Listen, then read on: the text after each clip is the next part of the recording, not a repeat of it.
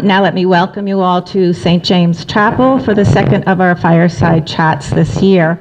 My name is Sue DiLorenzo, and I'm the volunteer coordinator for the chats, along with John and Gloria Golden. I'm sure we've heard all about the term follow the money if we want to get to the root of the problem. Well, it certainly applies to our discussion tonight. Hence our title, Follow the Money, the Slavery Connection. Some quick background information for you.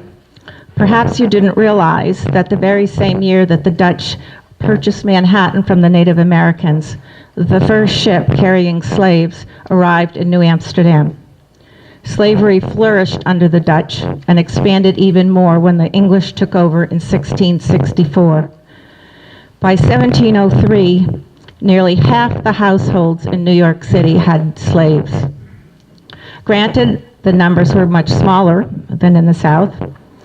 Households generally had only one or two slaves, while the larger landowners in the Hudson Valley had considerably more because they had to handle the backbreaking work of clearing and farming the large land tracts. In spite of the difference in the numbers, New York was deeply entrenched in the practice of slavery. Tremendous wealth grew out of New York's financial investment in the practice. You didn't have to own slaves to benefit from them and make money from them. Needless to say, because of New York's deep involvement in the international cotton trade, which depended on slave labor, New York was not that anxious to abolish slavery. A number of years ago, the late Lorraine Roberts spoke at one of our chats and discussed slavery in the North.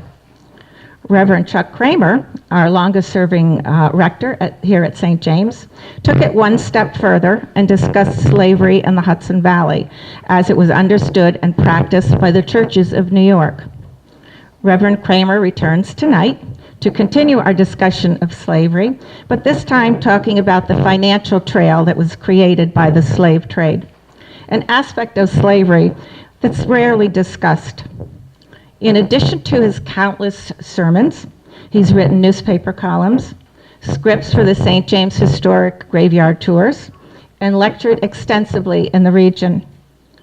4 years ago, he addressed slavery at St. James through characters in our graveyard tours, which in turn led to his first fireside chat on slavery, which led to more lectures, and an invitation to join the Diocese of New York's Reparation Committee, which explores the ongoing efforts of slavery in the region.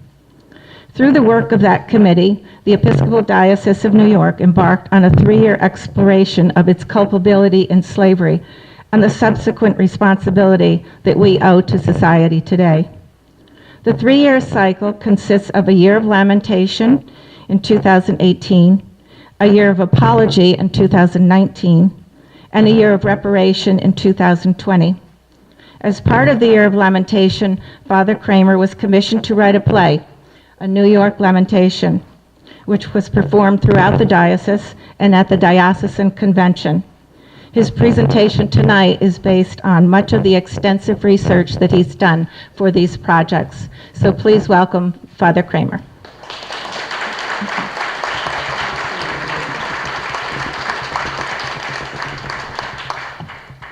Good evening. Before I get going, I want to first of all say thank you to Sue, because without her, first of all, these fireside chats would not exist. And second of all, I never would have done a fireside chat on slavery. She sort of pushed me to it. And the reason that I'm doing this one tonight is because she pushed me to that one too. She is amazingly convincing. I also want to make sure that I thank at least a couple of other folks here who did some of the research for me, because it was a lot of stuff going on. So I want to thank Diane Wapnick, who's our parish administrator and a phenomenal historian, and Shannon Butler, who is also the town historian. I mean, how lucky am I? So with that in mind, I want to start by reading something to you. And it's a quote from a book that was written in 1861 with a title that is longer than this lecture. The title of the book is American Slavery, distinguished from the slavery of English theorists and justified by the law of nature. Written by the Reverend Samuel Seabury. This is what it looked like. And in that book, he said this: "The purchase and sale of the right to the use of men's labor and liberty, or property in men, as it is commonly, though vaguely called, had been permitted among the Hebrews, and was a matter of everyday practice among the Greeks and Romans. It could not possibly have escaped the observation of our Lord and his apostles, nor could its fearful abuses have been unknown to them. Yet the fact is that there is nothing in the scriptures of the New Testament which either expressly or by implication forbids it." Aside from the bad scriptural scholarship and the bad theology, I would like to reiterate for you that this book was published in 1861 in New York City on the eve of the Civil War by an Episcopal priest. Slavery had been illegal in New York State for more than 20 years. Seabury, whose grandfather, by the way, was the first bishop in the Episcopal Church, he was a priest in the Diocese of New York and had never owned a slave in his life, nor did his parents. Which makes you wonder, why did he go out of his way to defend the enslavement of other people? And why did he defend it so adamantly? I mean, was it purely a theological stance, or was there something more? Well, given that Samuel Seabury was hardly alone in his full-throated defense of slavery in a state where it had been illegal for so long, it's fair to say that there was something more. Now, Sue alluded to the fact that 3 years ago I gave another lecture about slavery in New York and the church's culpability in that. And I have to say that when I finished that talk, the number of people who came up to me and expressed shock that there had been slavery in New York. New York! And not only had there been slavery, but it was one of the biggest slave states in the Union and had the second largest slave market. People were shocked. 42% of white New Yorkers owned at least one person at one point. Slavery thrived right here in Hyde Park, where, among others, the Bards, the Pendletons, the Hossacks, the Livingstons, the Stoutenbergs, all possessed enslaved people. But that ended in 1827. That's when slavery officially became illegal in New York. And yet, oh, wrong button. Hold on. There we go. And yet, in 1828, this church was built. The year after slavery was made illegal, right? This is St. Augustine's in Manhattan. And if you'll notice up at the top, it has a slave gallery. Why? Why would they build a church with a slave gallery after slavery was made illegal? Well, this woman will have something to say about this. Yeah, I know, she looks a little severe.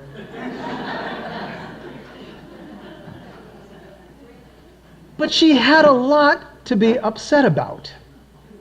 This is Angelina Grimke, and she was originally an Episcopalian from South Carolina, but as she and her sister grew up in a slave-owning family, they decided that it was wrong, and they made the huge mistake of talking about it. And as the more they talked about it, the more people got upset with them. And eventually they felt that it was no longer safe for them to stay in South Carolina or, frankly, in the Episcopal Church. So they left, and they started going up north, and she started giving lectures but from a Southern perspective. Lectures to a bunch of Northerners about what it means to be a Southerner, but also what she as a Southerner saw up here. This is something that she wrote in a letter in 1836 to a group of women who were abolitionists, and they were having a gathering. She says, "The interests of the North, you must know, my friends, are very closely combined with those of the South. The Northern merchants and manufacturers are making their fortunes out of the produce of slave labor. The grocer is selling you rice and sugar. How then can these men bear testimony against slavery without condemning themselves?" Or, to put it in simpler words meant for a child, we can look at the anti-slavery alphabet published in 1847 to teach children about the evils of slavery. M is the merchant of the North, who buys what slaves produce, so they are stolen, whipped, and worked for his and for our use. Not exactly Mother Goose, but also very real. Though New Yorkers owned no slaves, they profited from slavery indirectly in a wide variety of ways. That's what I'd like to look at tonight, how New Yorkers, especially up and down the Hudson River, and including people from Dutchess County, and yes, Hyde Park, benefited from slavery without owning slaves. To do that, let's go back and look at St. Augustine's for a second, because this is an illustration of the simplest way New Yorkers profited indirectly from slavery. And I need to make something clear very quickly. I realize that's in Manhattan, and that's sort of like a different country. But it's not, especially in those days. Because the people who lived up here and who enslaved people were the same people who owned homes and businesses in New York City. They traveled back and forth. They had their country homes. They had their city businesses. They're the same people in a lot of ways. I had emailed out some of my clergy colleagues that I was doing this lecture, and one of them said, "Well, is this mostly just about the Hudson Valley, or is this applicable to New York City too?" And I wrote back and said, "Same people." And she said, "I thought so." So this is us in a lot of ways. Now, the law didn't allow New Yorkers to own slaves, but it did allow Southerners who owned slaves to bring their slaves up to New York for up to 9 months at a time. Southerners came up, especially to New York, by their thousands. Roughly 100,000 wealthy visitors every year, sometimes staying for 3-4 months at a shot. What were they going to do while they're up here? Number one, stay in hotels. Number two, eat out a lot. Number three, go to church. And when they went to church, they had to have some place for their slaves to go too. So this was not really built for New Yorkers in a lot of ways. It was built for their guests and for their slaves. New York was a place designed to accommodate slavery, even if it didn't have it. There just was no stigma attached to slave owners in the upper circles, and they were welcome at the great estates. They would come up here, they would come up to Hyde Park, to Newburgh, all up and down the river. They would come and they would bring their slaves. It was, in a way, as if it had never been made illegal. This meant that not only did the churches make provision for the slaves and the guests, but a lot of other folks did too. The wealthy folks worshiping at your church meant a lot of money. It's nice income. Besides, in particular in the Episcopal Church, it was very important to have those strong ties between the North and the South. A lot of churches, more congregational, they said, if you're going to go do that, forget you. But for us, it was unthinkable to break the bonds, the ties that bound us. So it was really important to have those strong bonds. in particular because a lot of those southern bishops were pretty rich, and that meant that the Episcopal Church had money. I wish I didn't always have to bring it back to money, but the title of this talk is Follow the Money, so there you go. That's one reason, just as a side note, that although virtually every denomination split during the Civil War, that's why you have Southern Baptists and Northern Baptists, Southern Methodists and Northern Methodists, the Episcopal Church never did. It was still the Episcopal Church. Granted, it was the Episcopal Church in the United States and the Episcopal Church in the Confederate States, but they never separated and they never thought of themselves as something different. So that's one of the little complications in our relationship. But more importantly, for all of New Yorkers, because not all New Yorkers were Episcopalians, it was money. These Southerners were good for business. Nice as the income was, however, slavery made a much bigger impact than just the visitors. Here's one way to look at it. This is the New York Stock Exchange in the 1830s, just before the crash of 1837. It was a pretty motley crew in a lot of ways, pretty rowdy. When I started working on this, I thought this was going to be the primary focus of the talk, was the stock exchange, because of course it depended on so much. I mean, the South depended on the stock exchange, and the stock exchange depended on the South because, well, I'll get to this later on. But as it turns out, I'm not really going to talk about this that much, because I'd rather spend some time talking about more specific things that we're involved in. What parts of the stock exchange really affected us? And so we're going to start with something a little different: the banks. The banks were a big deal. And of course, it's pretty obvious. You need loans, right? If you're a plantation owner and you want to buy new slaves, they're expensive.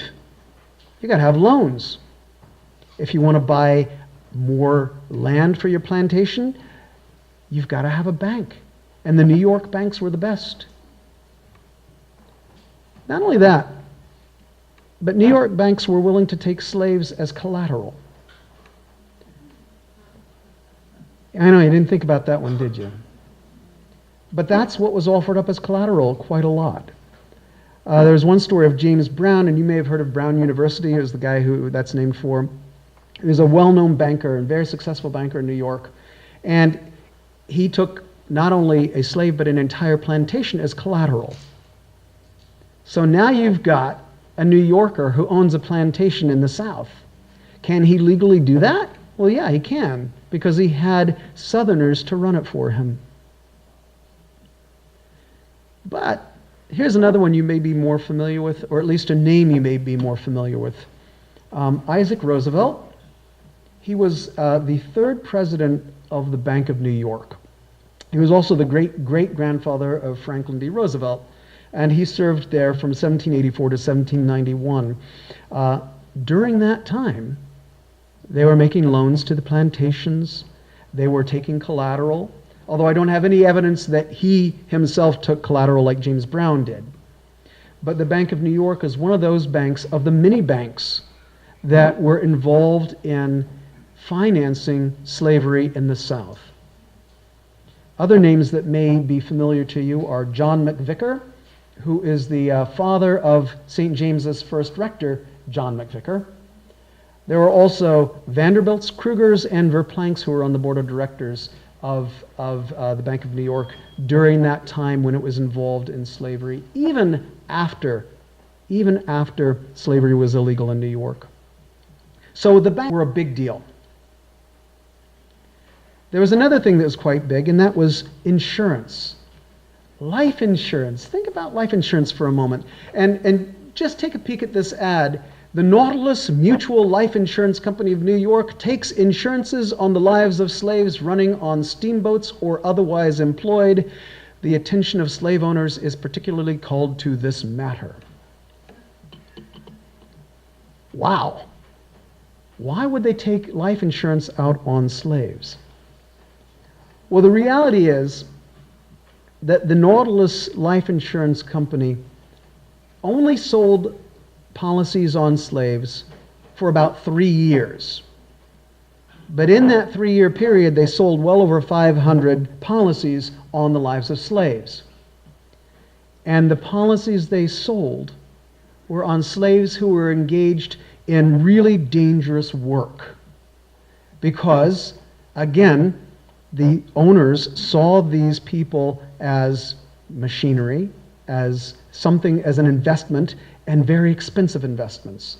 So if you are engaged in dangerous work and you're afraid you're going to lose that slave, then you want to insure them.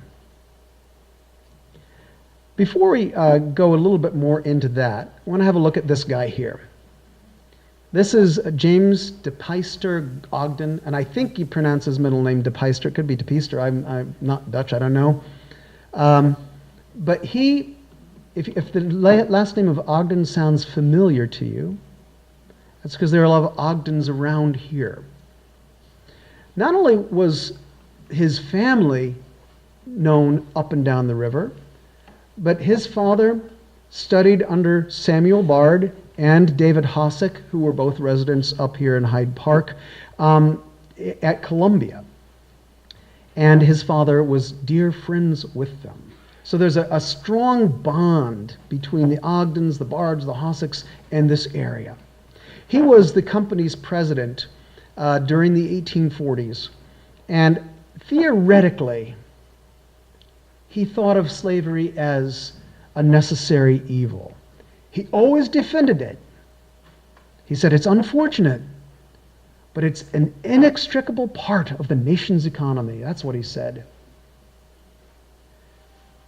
Then you have these two guys, William Bard, who was the son of Samuel Bard, and John Bard, who is the son of William Bard, and just as a side note, the founder of Bard College. They were both also presidents of the New York Life Insurance Company, which subsumed or took over the Nautilus Life Insurance Company. William Bard was actually the first president of New York Life, and John was president later on. William seems to have had some problems at the time when the insurance company started to take on policies on slaves, and he got in trouble with the company. There was an issue of embezzlement that he did not seem to be involved in, but he seemed to have not caught it either. And so it was about this time when New York Life and Nautilus seem to have merged, and that's when they started selling these life insurance policies on slaves. Perhaps it was, they thought, a way of making money, at least of making fast money. It turned out, though, that they quit doing it after 3 years. Not because anybody felt that it was wrong, but because they had to pay out too much money. Because these enslaved people were being killed in their jobs. Here's one small example. Godfrey, a 50-year-old slave who was also insured by New York Life, died in a fire in Midlothian on November 20th, 1847. Burned to death reads the entry in the company's accounting of the dead. The insurance clerks on Wall Street did not record Godfrey's last name or the location of his burial place, but they described what happened next. Mr. Mills, Godfrey's owner, filed a claim with New York Life for the loss of his human property. Within 3 months, the company delivered, paying him $337. New York Life, of course, still exists and is, in fact, one of the biggest life insurance companies going. I am going to give them full credit. I forgot to mention this little slide here, which is one of the entries on a slave policy, not the one up at the top, but the one at the bottom. You can't read it. It's almost illegible. I had to take the word of the source I took it from, but it does say that they're, I can't even remember the wording now, a worker. And it simply gives the name of Harriet. New York Life, this is their logo now. Over the years, they have worked hard, and I just feel like now that we've sort of put them out there as the bad guys, we also have to acknowledge that they spent a lot of time trying to atone for it. They're one of the few that has publicly apologized, and the very first to publicly apologize for their role in it. And they are the first life insurance company in America to hire black agents. They're also, for what it's worth, the first life insurance company to allow women to take out policies on their husbands without their husband's permission.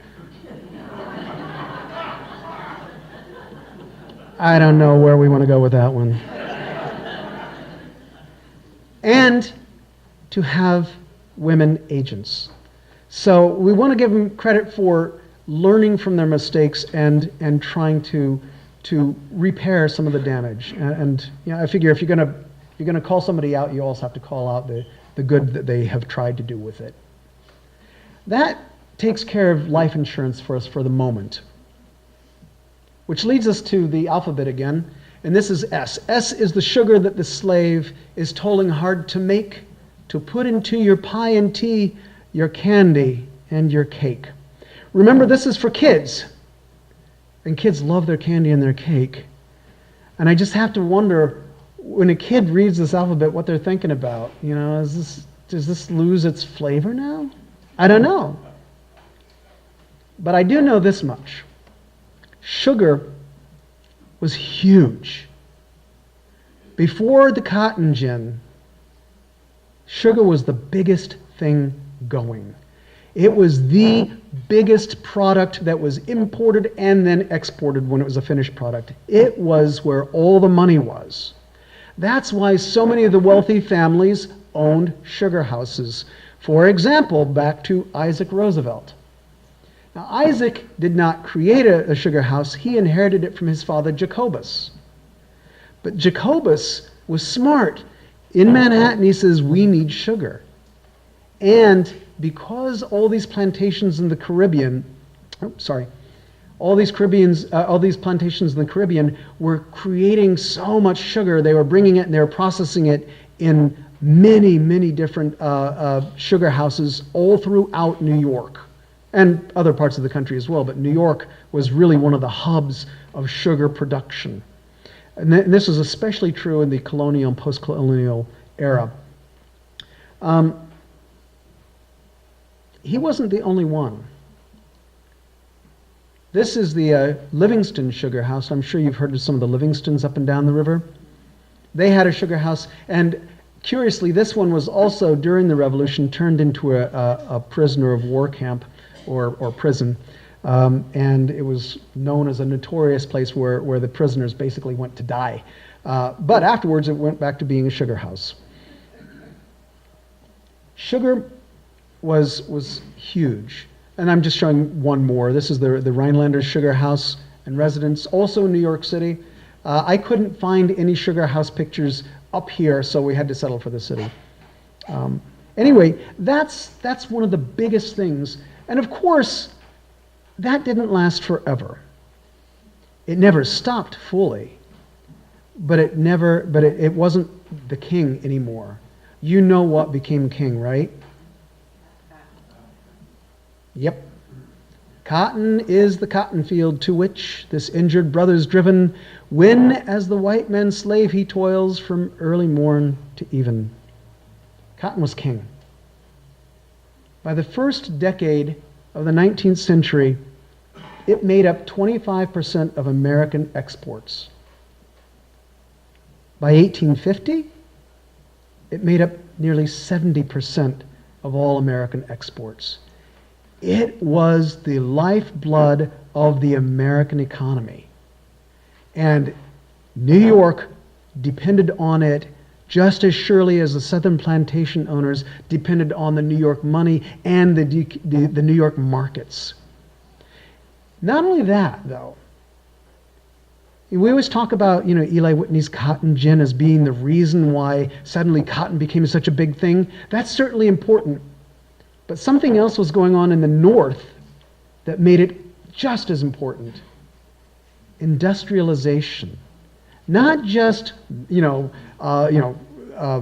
wagons and engines and things like that, but the way they manufactured or the way they milled cotton and the way the textiles were produced. Now, I assure you, I know nothing about the machinery in textile mills, but I do know that with the industrialization of that, they could produce so much more, and so the demand for all this raw cotton was much higher. And one of the problems with that was the greater the demand in the north,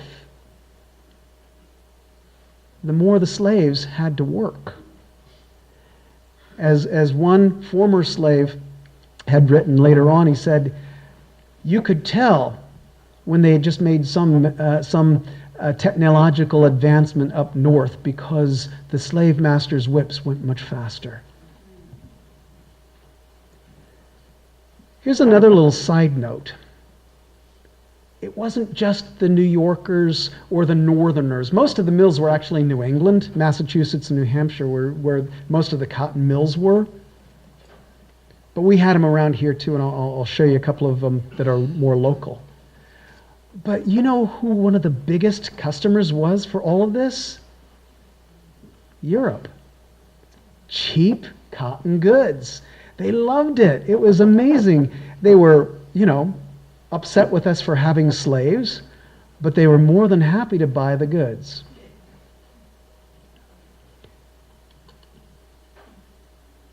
This is the old Arnold Cotton Factory, and if you are familiar with the area, it's from Wappingers Falls. I don't know what that just did. Oh dear. Why? All right, let's try this. I don't know what this just did, so you're going to have to bear with me for a second. Am I going backwards? Why?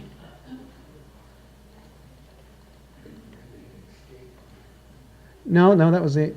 Randy, I'm going to ask you to advance it one, if you would. Oh, I can do that. Let's see if this works. No. Well, that's new. Yeah. Well, let's see what happens. Are you ready for this? It could blow up. Very good. All right. So this is Wappingers Falls, and this, you've actually seen the foundations of this, I bet, before. You know where this is? Yep, say it again. This is Pleasant Valley.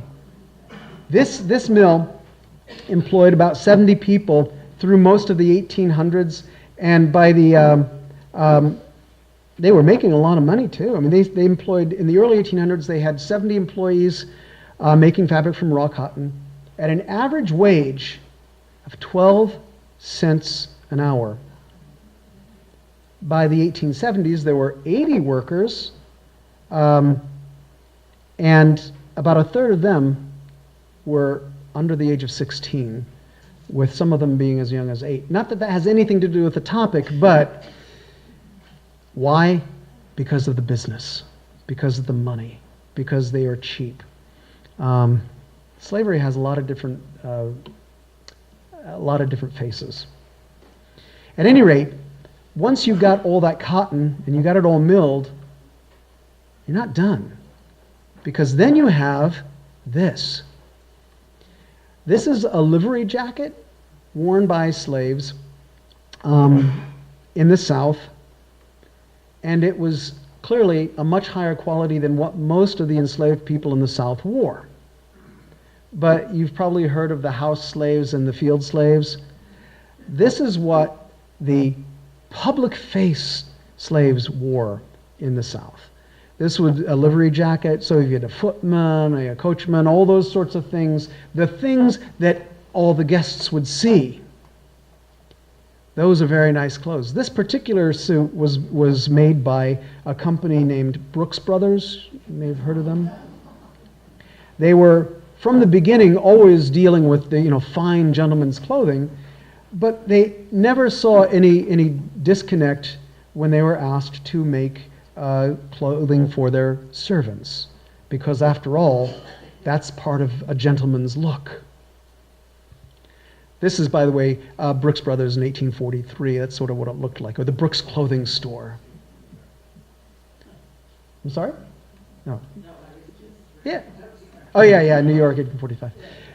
So just the point being, it's not just the cotton, but then the products that are made after that. And one of the funny things is, there was this constant back and forth, north and south. It was not just one group. That's one of the important things to take out of it. It was this constant back and forth. And then, of course, Europe loved what we produced because it was so cheap. But we're going to go on to something else, and I'm only going to touch on this one for a second. Tea is the rank tobacco plant raised by slave labor too, a poisonous and nasty thing for gentlemen to chew. I love that one. And what I love about it in part is because, from the beginning of the time when we started using tobacco, there were a lot of folks who realized what a nasty thing it was. And yet it was also there for their enjoyment, and if they could enjoy it, they would use it to, they'd employ slave labor to get it. But I'm going to leave that one there, because there's another thing I want to take a look at. And I'm also leaving tobacco behind because even though we think of the South as being a huge tobacco place, that wasn't really that big and that wasn't that important economically. Sugar was much more important, and cotton was much more important. And this guy was more important. Not just him, but what he represents. John Jacob Astor, you know how he made a lot of money in a lot of different things, in furs and in real estate, but he also had a lot of ships. And although most of his ships were going to China, a lot of them also transported cotton all over the place. Tons and tons of cotton. He made a lot of money without ever owning any slaves by shipping their work. He was not alone. William Aspinwall also transported cotton. The Livingstons had ships that transported cotton. And I can't remember the others because I didn't write them down here. But there are a whole list of New Yorkers who shipped cotton. Then, just for fun, this one. I actually have several of these. This is from the Daily Advertiser, which is from Poughkeepsie, 1789. £5 reward ran away from David Johnston, Esquire, in the Great Nine Partners, a Negro man named George, about 5 feet 8 inches high, remarkably black, his teeth very white, with ill-fitting red eyes. I don't know what that means. Whoever will take up the said Negro and deliver him in Bridewell in the city of New York shall receive the above reward. So one of the ways that newspapers made money on slavery was through runaway slave ads. There's this one from the Daily Advertiser. Here's one from a newspaper you may have heard of before, the Poughkeepsie Journal.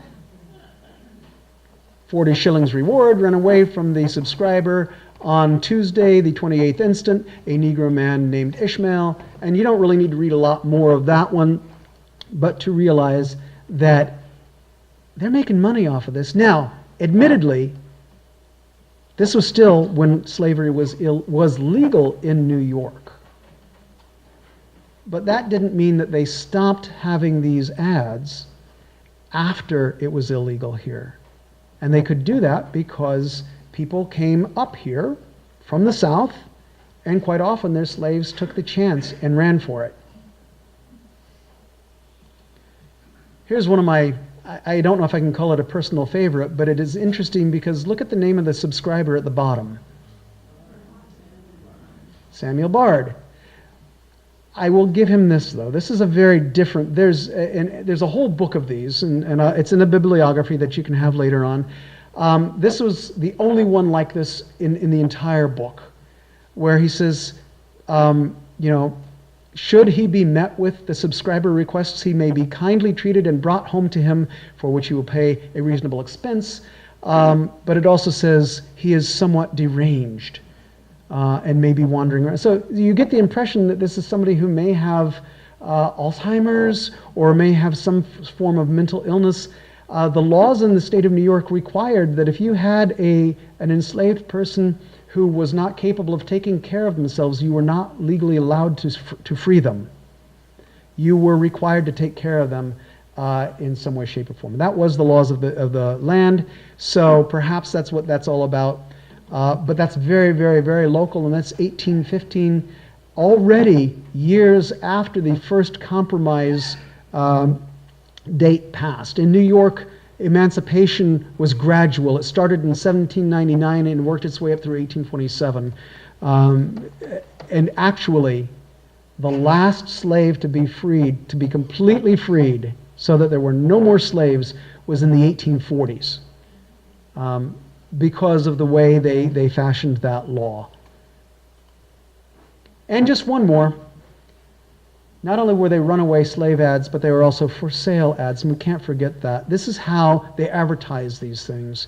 The newspapers were clearly culpable. There were, by the way, in the first half of the 19th century, there were more than 40 newspapers in Poughkeepsie that came and went. Not all of them sold ads, but many did. The Poughkeepsie Journal had multiple names: the Eagle, the Journal and Constitution, the Journal and Republican. So it went under several different guises. But there were many newspapers that sold ads. And you know what? Ads keep newspapers going, so they were happy for it. Having said that, the Journal in its in the 1960s, they did a history of the newspaper. And I love this line where they said, "The Journal had long been an advocate for equality. It had called slavery a curse to the human race. May the time soon come when these states will wipe the stigmas from her shores." This was written in 1861, not in 1861, but in 1821. However, the Journal was publishing runaway slave ads till at least 1819. That's the last one that I could find. So, I don't know how long they were really an advocate for equality if they're selling the ads. That's going to lead us to the next area where people benefited from slavery, often indirectly, and that is the Reverend Samuel Johnson. Now, he himself actually owned slaves, but he's not the reason that I've got him up there. I have him up there because he's the first president of Columbia College, or what was known as King's College at the time. And this is Columbia, or King's, at the time, in the 19th century. It is one of many universities that received an awful lot of money, perhaps the biggest share of its money, from slave owners. Not only was Johnson a slave owner, as were many of the faculty in the earliest years, Samuel Bard being one of them, but they received bequests and gifts from a lot of folks who made money off of slavery. Columbia, Yale, Harvard, Brown, Princeton, I think Rutgers, all received tons and tons of money from the slave trade.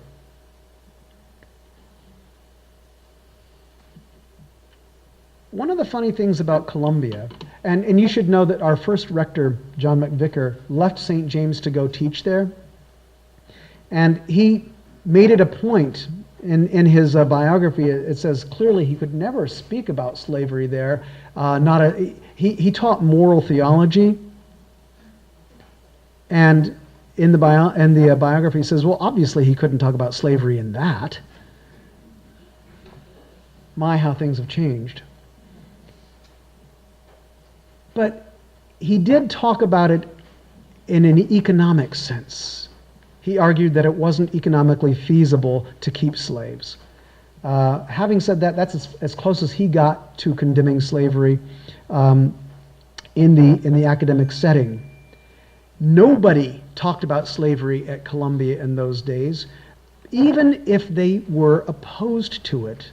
But the reality is, while some were opposed to slavery, others were not, and they decided that it was simply distasteful. You know, they didn't like these abolitionists, which we would call today social justice warriors. You know, they thought they were disrupting civil society by talking about how we treat other people. At any rate, the universities were a wall of silence when it came to slavery. And why wouldn't they be? Because they were raking in the money. You know, they were completely in bed with slavery. Which takes us to one other thing that you don't really think about, I don't think. Oops, I got to go back for a second. Before I talk about that next slide, I'm going to talk about something that doesn't have a slide. And that's bounty hunters. You've probably seen the movie 12 Years a Slave and all that sort of stuff. Bounty hunters were really popular after slavery became illegal in New York, because slaves had to go somewhere if they were running away. And where were they going to go? Canada, if they could get there. But New York was always in the way, so they had to go through New York. Bounty hunters were making a lot of money bringing people back down south. The trick to this is that they weren't particular about who they brought back. And quite often, they would capture free blacks and say, close enough, and take them on down south. That's what that movie was about, and in fact, it happened a lot more than you'd like to think. There were several societies in and around this area for capturing runaway slaves. In New Paltz, they had the Society of Negroes Unsettled. I don't know quite where they got that name from, but its entire purpose was to go out and catch runaways. There was a lot of money to be made, so that's part of the money. Next thing I want to just mention, this is not making money on slavery, because not everybody thought slavery was okay. There were a lot of folks who were appalled at it, and of course it seems to center on the Quakers, but not only the Quakers. One famous Episcopalian was John Jay, who worked really hard to get the Episcopal Church on track and failed miserably. But he never stopped. And his son William never stopped, and his son John never stopped until the Civil War. But there were a lot of folks led by the Quakers who said, if you're going to be against slavery, then you have to abstain from it. Or, as the Quaker abolitionist Sarah Pugh wrote in 1841, the great mass of abolitionists need an abstinence baptism. You got to stop using slave-produced goods, because every time you buy that cheap cotton, you're putting money in the slave owner's pockets. Every time you buy that cheap sugar, you're putting money in the slave owner's pockets. Every time you chew that tobacco, there you go. So she was one of the wave of religious, mostly religious abolitionists who created a society to try to get people off of the addiction of cheap goods. They created something called the American Free Produce Association. And they argued that if you're going to be an abolitionist, then you have got to refrain from the taint of slavery through their continued consumption of goods produced by slave labor. In other words, boycott. But boycotting didn't work. They'd been doing it since the 1790s. And it wasn't really making a dent. So what they decided to do was to create their own stores where they would sell only free labor goods. So you have, and I don't know if you can read that, it says free labor store. They had these stores scattered around the country, where you could buy only things that were free labor, that were non-slave labor produced. These ran, actually, the last one closed in 1862, but they ran into one big problem. They couldn't find anything to sell. It was just really difficult to even stock these stores because we were so enmeshed with everything. Everything you touched was involved in slavery. It had become such an intimate part of our economy that you couldn't separate it out. America was slavery, and slavery was America, as it were. So there's one of the stores. There's another free labor store. And sometimes they called them free labor stores. Sometimes they called them free produce stores. The idea was the same. And I love this one. East India sugar not made by slaves. Which is kind of familiar. You probably have bought things that say fair trade on them. You know. Mind you, although they tried valiantly to make a difference, first of all, it was really difficult. And second of all, they were hated and mocked by those who thought there was nothing wrong with slavery. And so this is maybe a little too small for you to see what's going on, but this is a cartoon designed to make fun of the free produce or the free trade folks. It says, John Bull taking a clear view of the Negro slavery question. Now what you see is some social justice warrior, do-gooder, up front with a picture of a slave being whipped right in front of his telescope and saying, you've got to look in here to see what's wrong. Meanwhile, out in the distance, you have all the enslaved people who are very happy and dancing and having a wonderful life. That's how they treated the people who tried to make a difference, as it were. No surprise, see the same thing today. In a lot of different, a lot of different ways. Cartoons are always vicious, and this one's no different. Having said that, even though the free produce movement didn't seem to change a lot, and they knew it, we got to give them credit. They never stopped trying, and they never stopped speaking about it.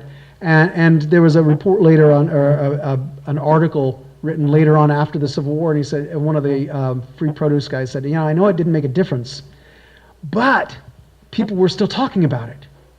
People were still focused on it, so it wasn't a waste of time. Keep that in mind, because I only have 2 more pictures for you.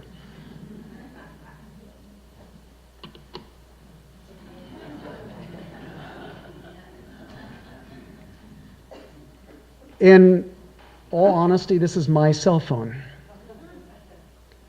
Can you guess why that's there? Yeah, probably.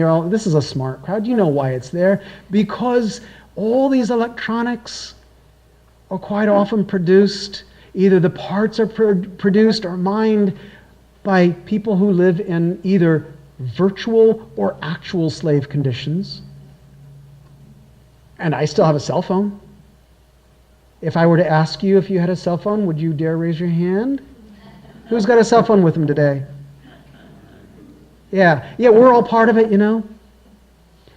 Not only that, but it's just as hard today to extricate ourselves from the slavery as it was for folks back then. I don't do any of this stuff to say, boy, look how bad they were back then. I don't think that history is ever has the mandate of saying, boy, we're much better than they were, because you know what? We're kind of in the same place. Rather, history, the purpose of that is to see what they got themselves into, how they dealt with it, what good they did, what bad they did, and how that puts us right where we are today. In other words, how did we get here today? And how are we going to best respond and move forward? That's kind of what the whole function of history is, and somebody who's smarter than me will be able to know who said this. Life is lived forward, but understood backward. We're trying to understand so that we can move forward in a lot of ways. And this cell phone, I know what's gone into it, and I still buy it. And when this one dies, I'll buy a new one.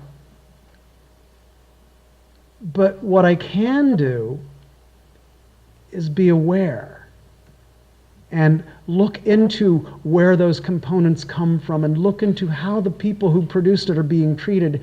And I'll still buy it, but maybe I can raise a stink a little bit. Maybe I can do something a little more than just say, oh, well, that's too bad. I'm really opposed to it, but I'm not going to do anything. That's a thought. And if we want to not think about cell phones, of course you can always think about coffee and chocolate because they're often produced by people who are in slave conditions as well. I'll leave you with one last quote. This is by a guy named Calvin Schermerhorn who wrote Sugar's Bitter History. And he says, "And sugar slavery's past is not yet past. In the Dominican Republic, 500 years after the first sugar mill was built there, hundreds of thousands of debt-bound Haitians in labor camps called battiers, under armed guard, grow and harvest sugar cane for less than $1 for a 12 to 14-hour day, often paid in company scrip. Promises of steady wage work lure tens of thousands across the border each year into the traps of traffickers. Often starving and stripped of papers, the workers toil in slave-like conditions, producing the cane juice bound for candy factories and grocery store aisles." We can pull out our anti-slavery alphabet again. So we live with the exact same thing today that these New Yorkers lived with in the 19th century. It's a little more removed. It feels more removed. But that just means that we're more responsible for paying attention. We're not responsible for the actions of others, but we are responsible for knowing and for not turning our heads. For speaking up when what we know to be wrong is still being perpetuated. Anyway, that's what we're responsible for. I seriously doubt that we can extricate ourselves from everything that is being unethically produced. Just as those who came before us discovered that they couldn't extricate themselves from cotton or sugar or tobacco. But we can keep learning. We can keep working to eliminate slavery today. And we can do that without stopping because they did too. Really, that's all I've got to say. If you're going to follow the money, you're going to be a very busy person. Thank you.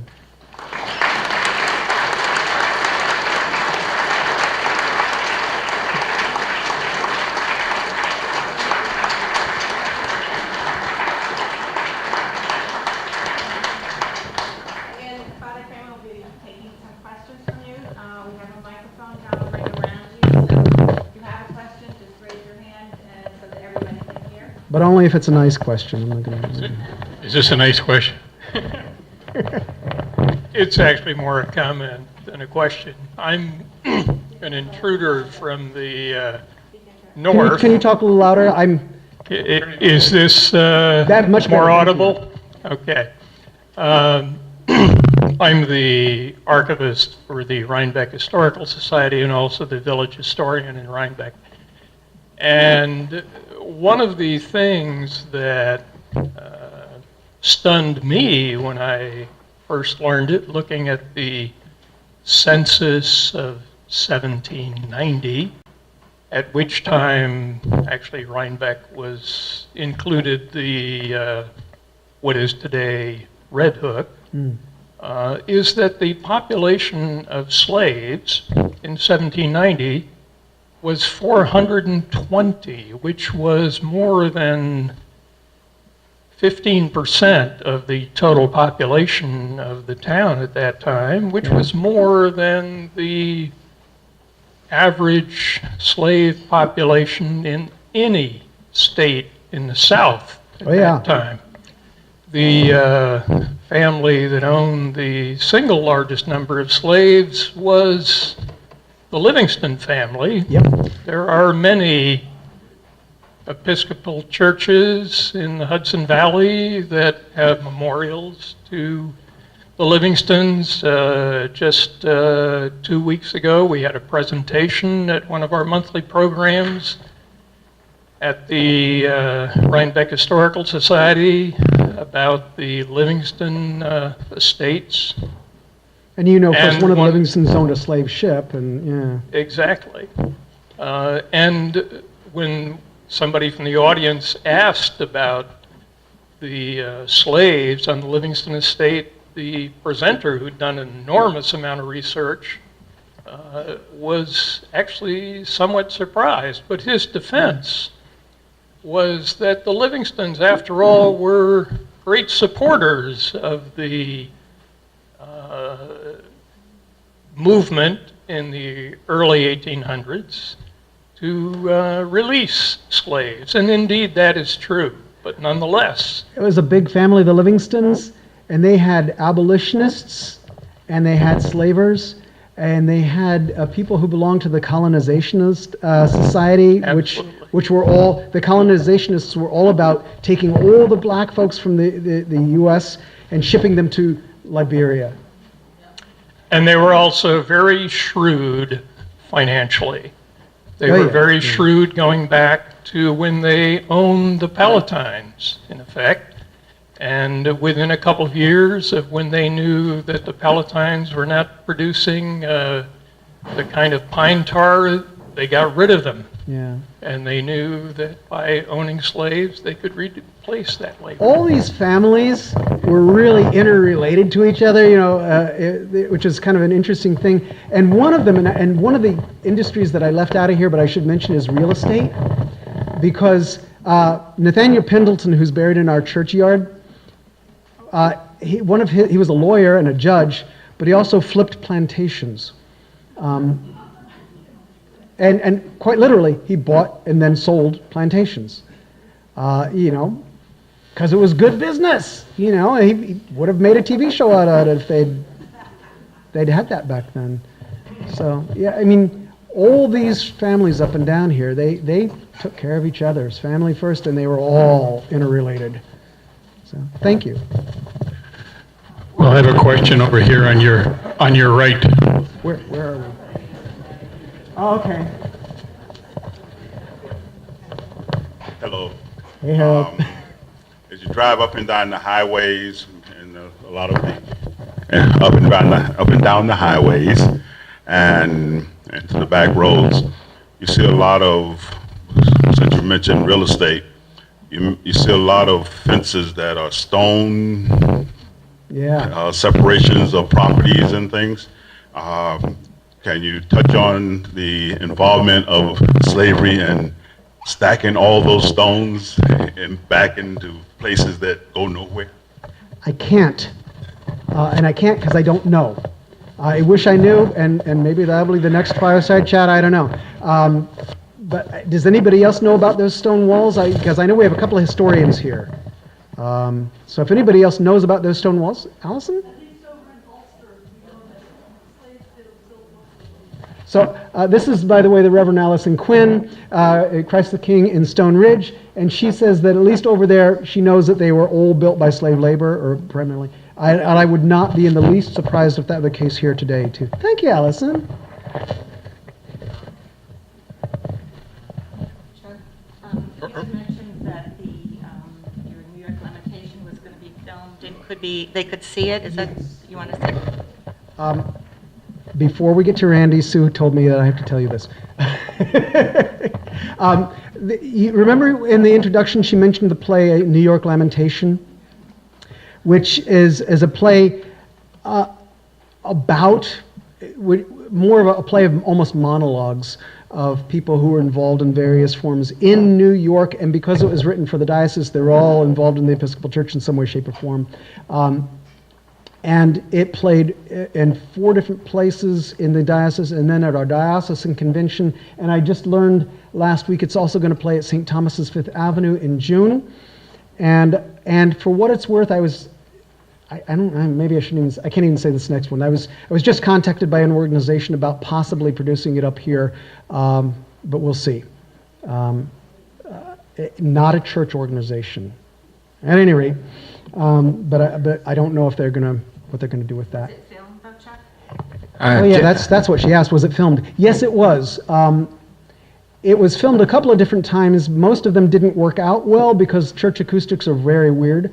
But at our diocesan convention at which hotel was that?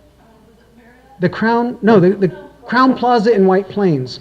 At any rate, it was performed also in the big ballroom in the Crown Plaza in White Plains, and it was filmed, and it is on our diocesan website. I don't have the link right now, but if you look up the Episcopal Diocese of New York and then look up convention, there's a video, and it has the entire video. So if you want to watch that, that's great. That's all I got to say about that. I just have a footnote. 1964, my company it was called Potter Instrument Company, was looking to manufacture offshore. We were leaving the Dominican Republic. We were going to the Dominican Republic. We were invited by Gulf and Weston in the free zone to open up a factory there. 1964, if you were cutting sugarcane, your salary was 5 cents an hour. What we were paying our employees was 25 cents an hour. And actually they had to put scissor wire around the factory because they thought there was millions of dollars in that factory. You know, with so much more salary being paid than the average worker. So just a footnote. Yeah. You know, I mean, we like our cheap stuff, don't we? All of our clothes are cheap. All of our stuff is cheap. So we like that. Uh-oh, I'm in trouble. Before I turn this over, I have an interesting question I thought of too. What are the numbers of churches that were built in this area using, in whole or part, slave labor? Good question. I don't know the exact answer, but I can name a couple of them. Christ Church in Poughkeepsie, St. James in Hyde Park. I would bet the Reformed Dutch Church, because it's older than St. James. I don't know beyond that. I just don't know. Anybody here from a church that's older than that? You know, St. James was built in the transition period after 1799, when they passed a law that said any person born after 1799 would be freed on their 25th or 28th birthday, depending on if they were male or female. So there's that transition period. So it's toward the end of slavery in New York, but they were still building, they were still having them build stuff. So that's all I got. So Allison. Our church was built after the first of 3 churches that then folded to become ours was built in 1846, not by slave labor, but the members of the vestry, if you look back a census or 2 before that, were slave owners. So that's Christ the King in Stone Ridge. So at least there were slave owners' money going into it. But I was going to just say thank you for this, for your talk. It gives us a big picture of it all. And also you pulled out your cell phone, and I was just going to point out to everybody, if you don't know about it, there's an app called Boycott, like boycott, only Boycott. And you can take your phone, put it on a barcode, and if you sign up for whatever, boycotts you want to boycott. So if it's made with child labor, it will tell you that. If it's made in whatever you're boycotting, and there's like a bunch of them, different environmental labor practices. Oh. So it's a handy thing with your phone, that's all. I may have to get that. I didn't know about that. It's very cool. Gosh, thank you.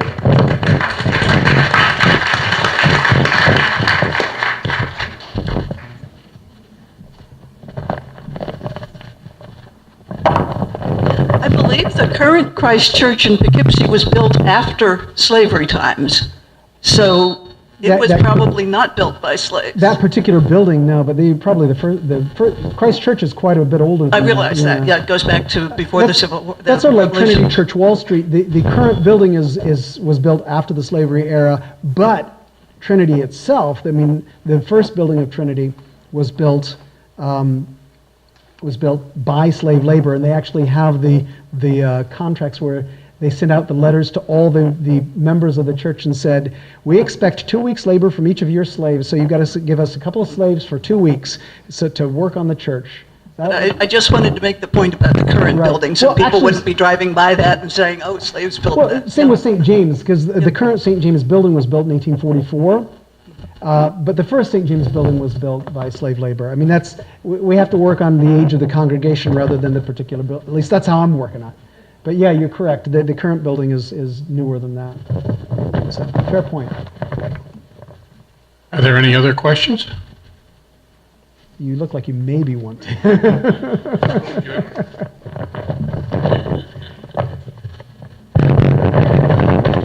You know, everything is context. I just wanted to say something about slavery and religion. There isn't much about slavery in the New Testament, but there's quite a bit of it in the Old Testament. Oh, yeah. And that was a whole different kind of slavery. People found themselves in that predicament because they were impoverished or they were captives of war. And slaves were liberated, and you read in the book of Exodus, slaves were liberated in the Jubilee year, Yep. unless the slave wanted to persist. But what's so pernicious about slavery in our context is that slavery was based on race. And there is nothing in Scripture that combines race and slavery. They're completely foreign concepts. So African slavery, American slavery, particularly pernicious because to be a black man was to be the prey of every slave dealer, slave trader, bounty hunter. Yeah, you're absolutely right. Although that was sort of outside of the bounds of this particular talk, at the last time we were talking about the idea that American slavery is very, very different from pretty much anything else that had ever existed before. There's never been a type of slavery before where they physically went out to a different, far away place and brought them specifically because they were from a different culture and they looked different, which made them easy to identify. And that was very important. A very important element was that they were easy to identify because they looked different. You know, it was. Yeah, it's a completely different thing that ever existed in biblical times, as you say. And of course, you have just in Scripture where it says, if a man steals another man and sells him, he should be put to death. So, if you want to go to Scripture, there you go. That's good. One more. Yeah, yes. Could you speak about the semantic difference between the terms slave and enslaved person? I can. And I mean, technically speaking, there's no difference whatsoever. However, the difference... I didn't do that. One of the reasons why we would use enslaved person rather than slave is slave sort of creates an identity. You are a slave. You are that. As opposed to you are a person who has been enslaved. And there's a big difference between those two. It's not your identity, it's what's been done to you, as opposed to that's what you are. And you know, I become linguistically lazy and say slave more often than I ought to, because nobody is a slave, not willingly, but you can be enslaved. We could actually have a really long theological conversation about that one, but I'll spare you on that. But yeah, no, enslaved is a better use. I slip into bad practices. You may have caught that, by the way. So. Thank you very much. Thank you. Thank you.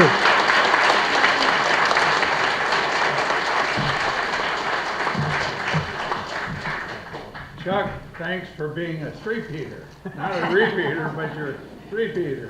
And I'm sure when you're ready to retire, we will find room for you at Columbia College in the history department. Thank you, sir.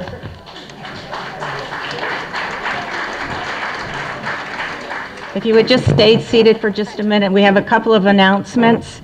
I do want to, of course, as usual, thank everybody who was involved in tonight's program. John and Gloria Golden, of course, who are my co-chairs. Randy Soden and John Bickford, who have taken care of our AV needs tonight. Herb Sweet is in the back, who's recording the program. So if you have some friends who haven't been able to make it tonight, they can find it on the church's website, and the address is in the back of your program.